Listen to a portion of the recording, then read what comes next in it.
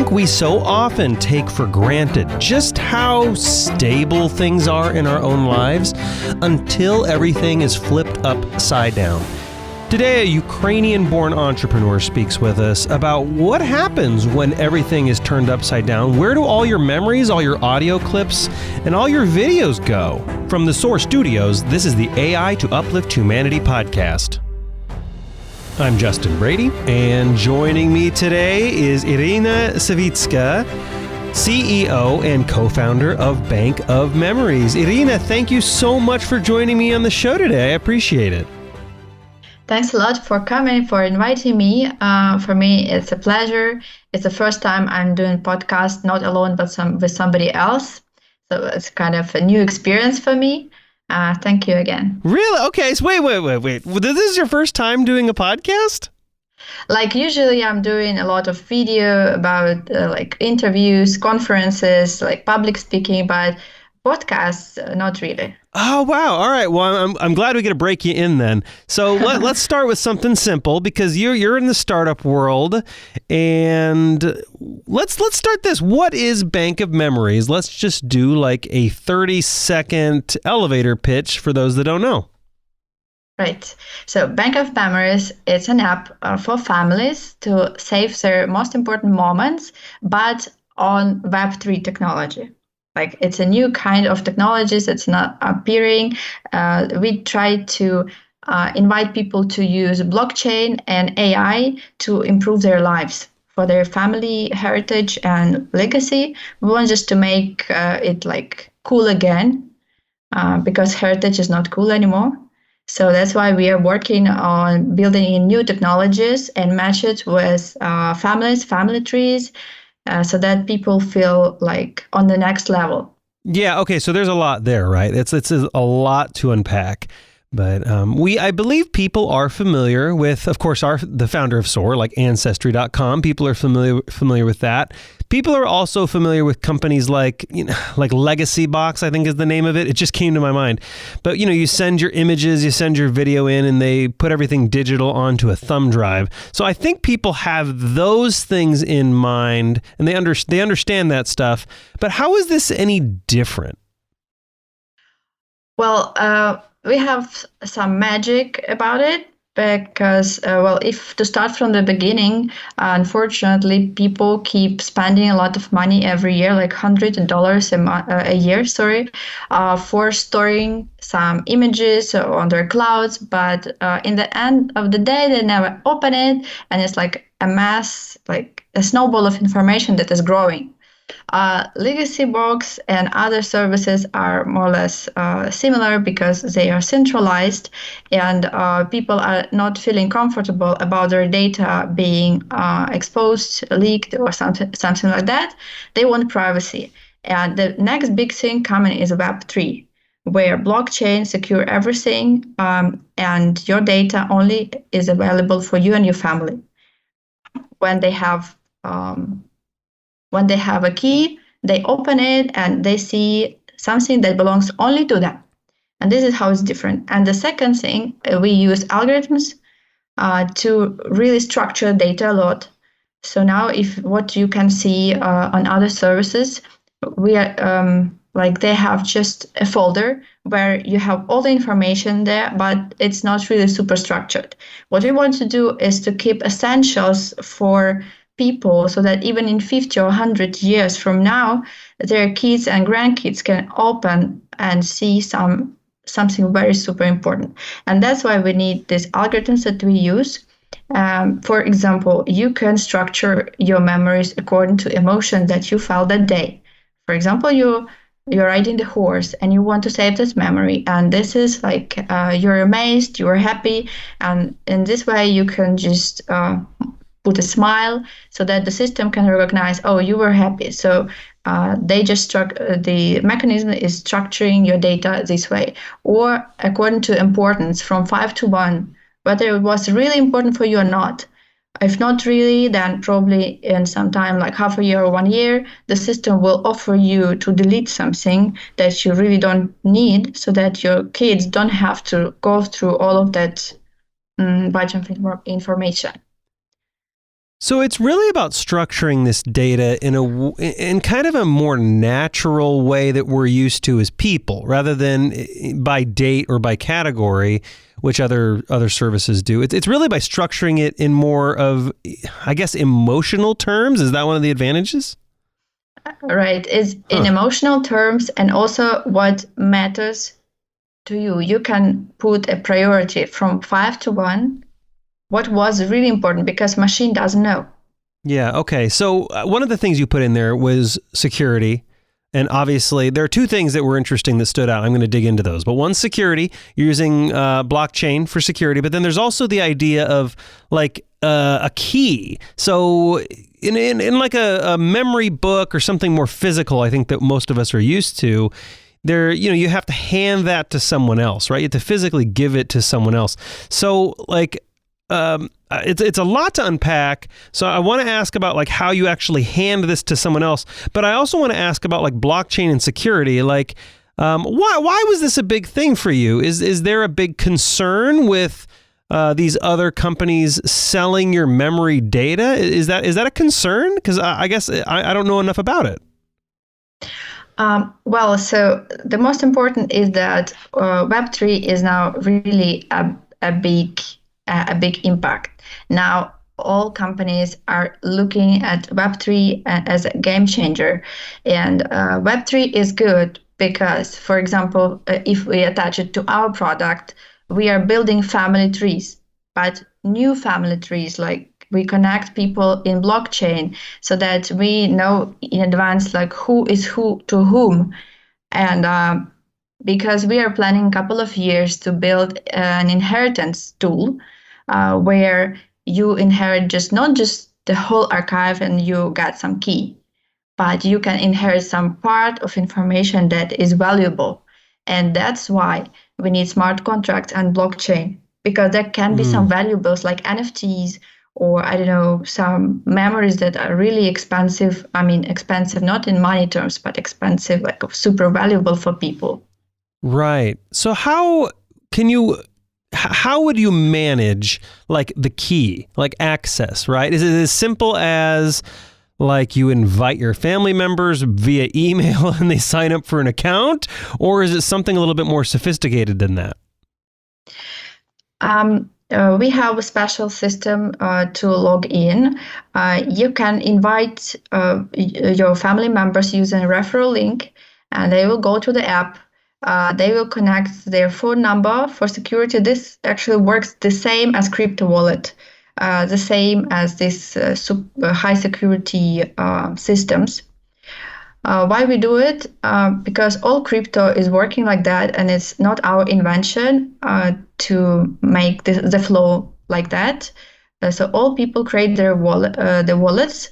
The app is a wallet inside there, so that you can pay for the service. This is working on token.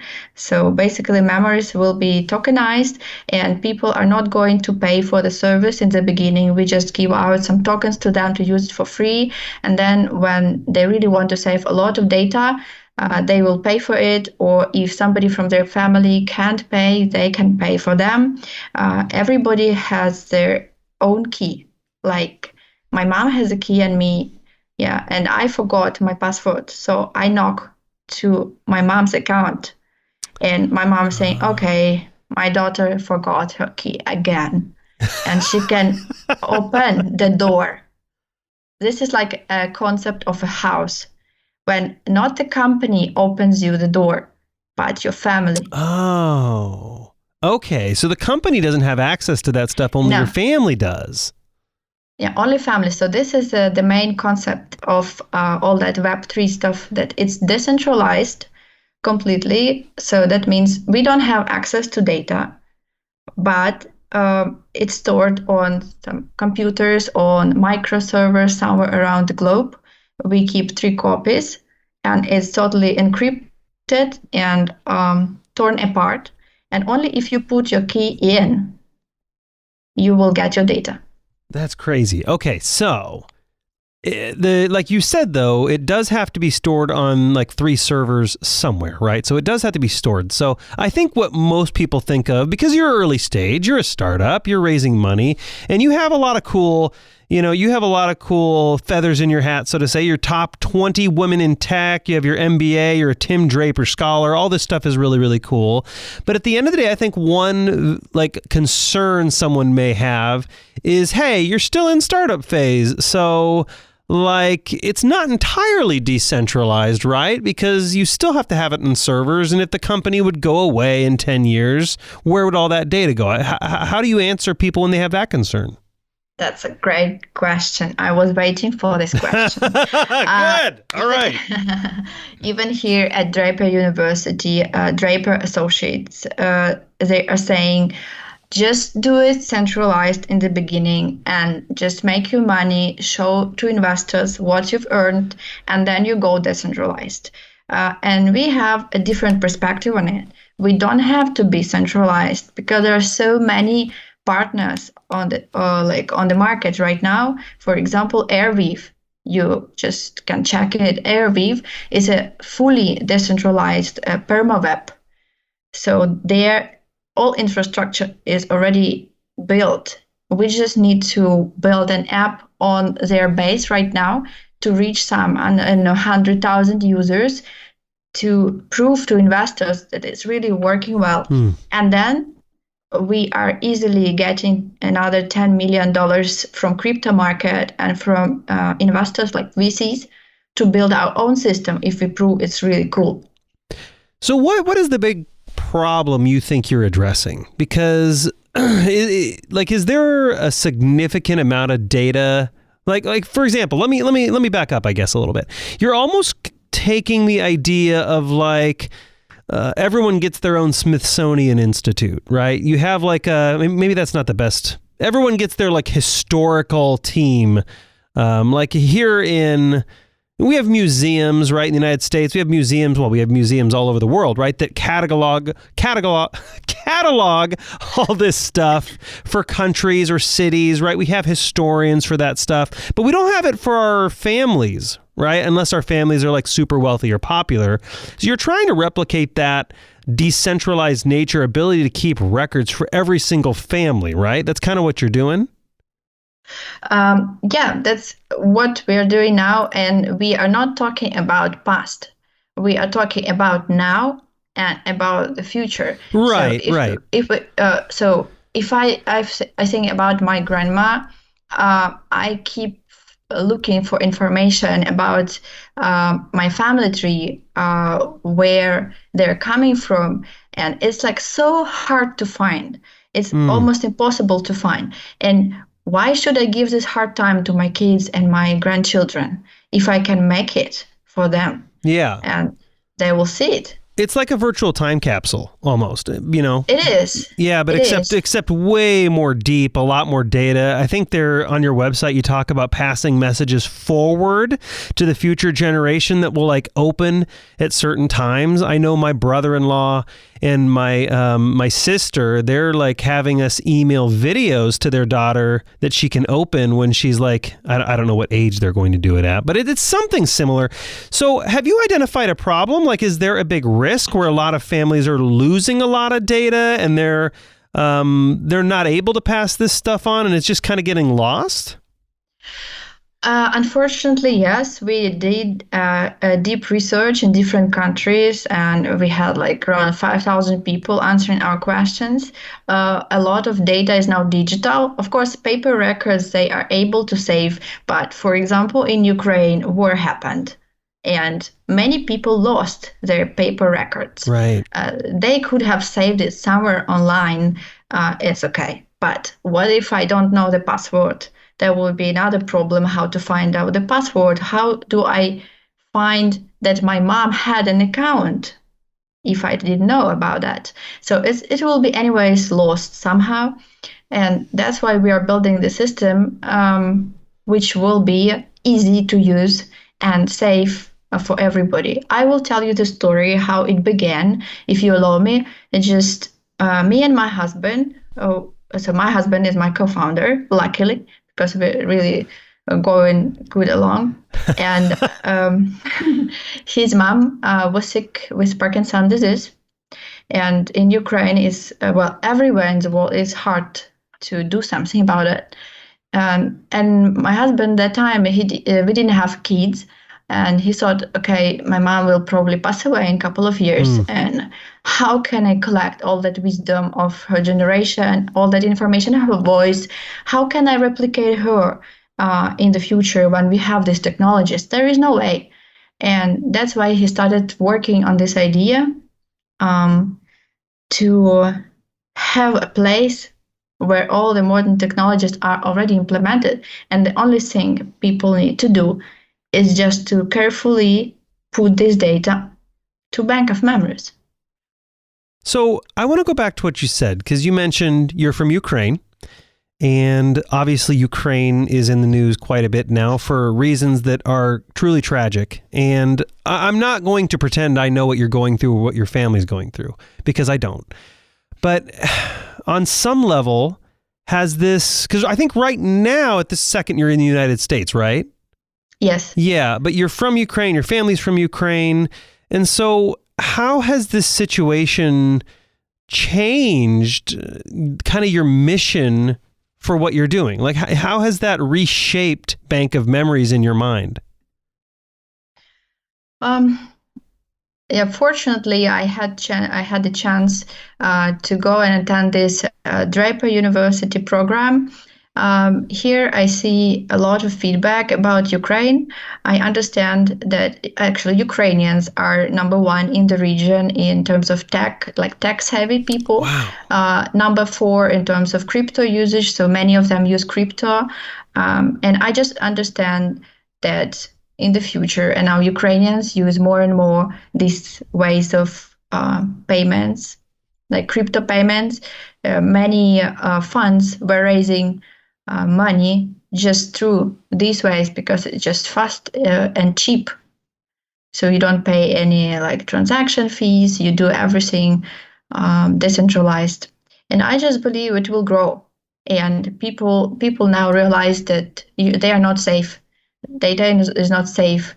Paper records are not safe. So I guess this is a next step for everybody. But Ukrainian market is the market that got used to free software.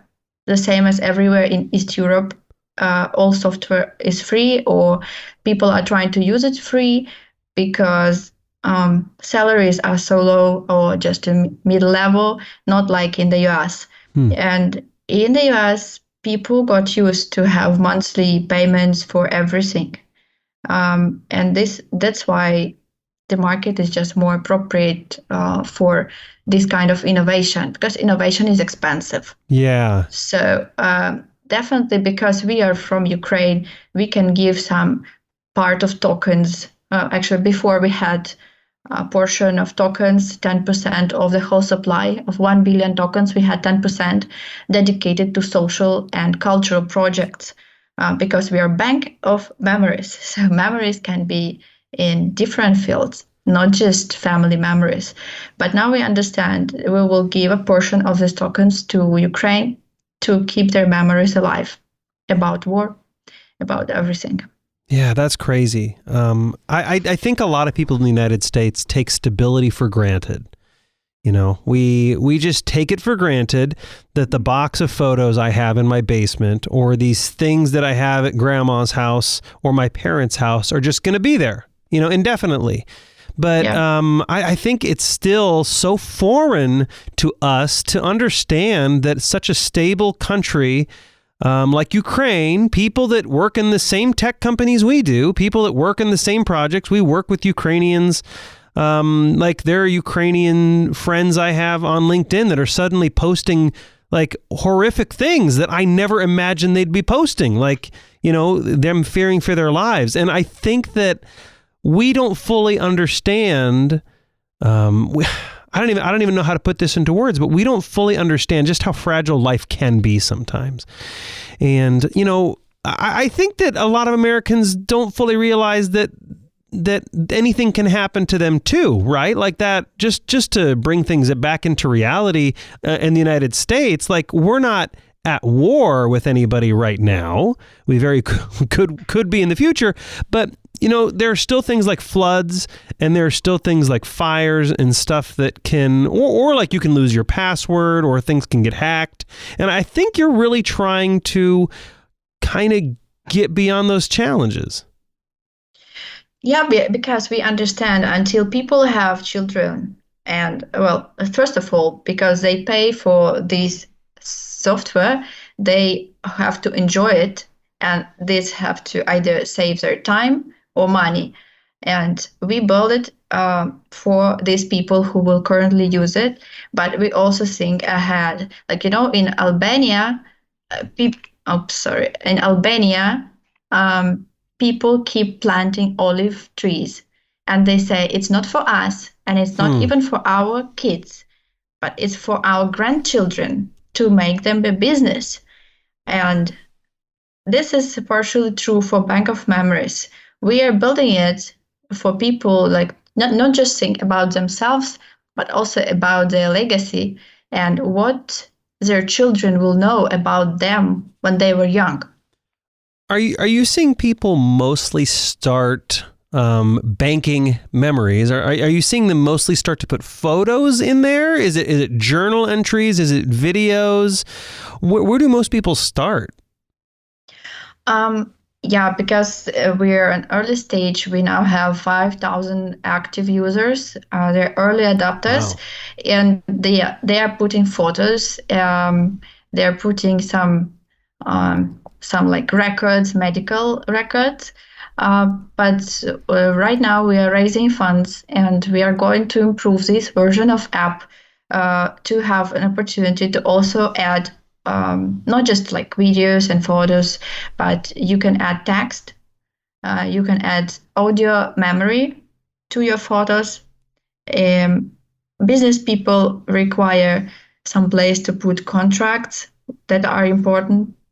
So we will definitely think of how to organize everything so that people feel comfortable, whether they're business people or not. But it's all for like business to consumer. Sure. I mean, it's almost like a safe deposit box at the same time, in a way, Yeah. Interesting. So what's the next stage? Well, let me ask this first. I think I'll go back to that. What is the next stage for you? Like, what is the next stage for Bank of Memories? You mentioned you're currently raising money. How much are you going to raise, and what's your deadline, and what's the next iteration? What's the next stage of this? Yeah, so because we are from Ukraine and I'm going to go back home probably in September. Until September, we are planning to raise $500,000. It's a pre-seed round. We have invested ourselves 100,000, and one angel investor from Ukraine also invested into this.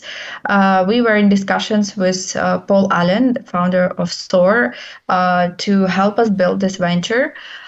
So until September, I'm planning to close the round and go back to our programmers, because all of them are from Ukraine. They are just brilliant, and most of them worked before for US and European companies. And we will build a fully functioning app with a family tree on blockchain and the smart algorithms so that you can sort out the data. This will be on the top of Airweave, probably storage, because we already talked to them and they're quite safe and popular. And a next step after that would be seed round, where we will be raising for our fully decentralized system plus AI. Because with loads of information, we have to improve people's lives. I wanted also to talk about AI a bit, about why it's important. Yeah, I think that's a good transition. Yeah, I absolutely think that's a good transition. How are you guys using AI, and what's the advantage to Bank of Memories? So as we all know, AI actually is a big thing. Is like an internet and a mobile phone, or like smartphone, and then Web3 and AI, and they work so perfectly together. We know that people can apply AI in a good and a bad way. I will go back to the topic of war just for a second. There were so many commanders from Russia killed because Ukrainians use AI for face recognition. And because we don't have any other choice, Yeah. we just use technology over manpower, because there's so many thousands people going to our land. Yeah, but there's also a good application of AI, well, in business and everywhere. But how exactly we will apply it in bank of memories? First, it will analyze data for family, those information that they put online. It can be that from text we can recreate a video. It can be that according to many factors, we can analyze profiles of families and give them a hint, like including their career path, including like backing, as they have already history about grandfathers, grandmothers. We can collect all that information and give them a conclusion that because your mom and dad were doing this and you were born on this date, you are this according to human design, like a projector or other kind of energy person, and it's good for you to do these things. Like this would be your perfect career path. Oh, that's fascinating. Okay. Because I'm a fan of human design, and that's how me and my husband met. We were just joking, and like he asked me what's my design, and I said I don't know. And he asked me what's my date of birth and time, and he found that we are perfectly matching together for work. And already that time we worked together, and now we are a couple and planning kids. And you have to know well what's your design to know how to raise your kids, because some kids are really like making problems all the time, like troublemakers and troubleshooters. There are always two types of kids. And so human design plays a huge role in it, but it's so manual right now. Nobody has applied it yet to any kind of B2C product like we have. It kind of sounds like a pickup line to me, Iryna. It sounds like a very clever pickup line. How your husband met you? Maybe. I do want to. That's absolutely fascinating. I want to get back to something you said though that I had no idea, and this is a difficult topic, I'm sure, but I did not know the Ukrainians were using AI to be able to defend themselves against Russia. I had no idea this was happening. So, I mean, obviously Ukrainians have a very deep technological understanding, but they're using this technological understanding and AI technology, you said, to run it through facial recognition and target Russian generals? Yes. I did not know this. Yeah, I was reading about it from our government sources. Because we are a country of 40 million people and Russia is 140 million. 50% of Russian citizens want to kill Ukrainians, and it's so scary. And so many people, like soldiers, are coming to Ukraine, and they already have occupied 20% of our land and keep killing. Doing some horrible things in our country. That's why we have to use technology. Right. We just must use technology to stop it. I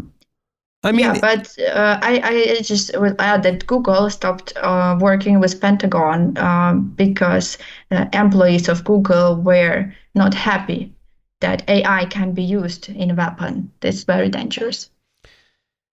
It kind of reminds me of how the United States gained its independence. And this is back a long time ago, of course, in the late 1700s, when we were at war with Great Britain, which is really bizarre to think of right now, right? But there was a classic warfare was that the British soldiers would just stand in a line, and we were expected to stand in a line and just shoot at each other, which is crazy to think of. And then, of course, the United States, or what wasn't the United States at that point, to defend itself, actually hid. And it was considered to be an unfair use of technology and an unfair use of strategy. But that's what we had to do to defend ourselves, right? And of course, fast forward, then that's more of the standard warfare. People think it's crazy just to stand in line and have your enemies shoot at you, right? So you need to do what you need to do to defend yourself against a hostile threat. And I think the big question probably a lot of our listeners will have when they hear you're going back to Ukraine in September is, how do you plan on staying safe? And how does your team plan on staying safe? We already got used to crazy neighbors, and we were prepared already in 2014. In 2014, I was in China, feeling wonderful. But then in 2014, this Crimea Peninsula problem happened, and Eastern Ukraine war, and it was not declared as war, but as usual in Moldova and Georgia, Armenia, everywhere is the same. They just, Russians kept taking some part of land and destroying everything there. So that is it's just diminishing the economy. So I was ready to this war in 2014 even. I thought, okay, they will come to Kiev and we will meet them. But then, we have to live with this. We are a huge country. It's the biggest country in Europe. And even though these terrible things are happening, people are in Ukraine. Just 6 million of them went to European countries to stay there, but the rest, 34 million, are there. Yeah. And our developers are there. Men are not allowed to leave from 18 to 60 years old. Wow. They have to stay. But programmers are not going to go to the army. They are going to cybersecurity, to cyber army, and they are basically working with computer. So that's nothing wrong about going back to Ukraine. It's just, and there is no danger because Kiev is too big. I'm from Kiev, and nobody will try to attack again. They already failed once, and they will fail twice. So there is no point to attack Kiev now. They need just to take southern territories and cut us off from the sea. Wow. That's the strategy. But the rest, everything is safe right now in Kiev and in western part where our programmers sit. My parents are on the way. They are now in Budapest going to Kiev because, they are strangers. My parents are already retired. They have all the business in Ukraine. They have property. They have everything there. We had a wonderful life, and people are not given to give up on that. So they go back. Iryna, it's an extremely difficult situation you're in to be able to build a startup like this, top 20 women in tech, build this blockchain startup using technology and trying to preserve memories for, of course, your family, anybody else's family, but also the Ukrainian people. And you're doing this whole thing when your home is being attacked by a hostile threat. It's a lot of strength you're demonstrating. And I'm really appreciative of you coming on the show today.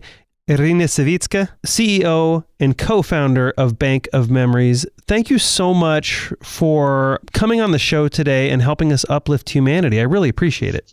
Thank you, Justin. For me, it's just, experiencing a black swan. This is nothing bad about it. We're just stronger and we can survive in any environment. Just I have a goal. I will not go back to corporate life. I have a big mission. My husband is really praying on me and on everybody in the team so that we can make it happen because we started for his mom. And I guess it's a big mission. Iryna Savytska, thank you so much for joining us. I appreciate it. Thank you. Have a good day. And hey, thanks for listening today. This is the AI to Uplift Humanity podcast.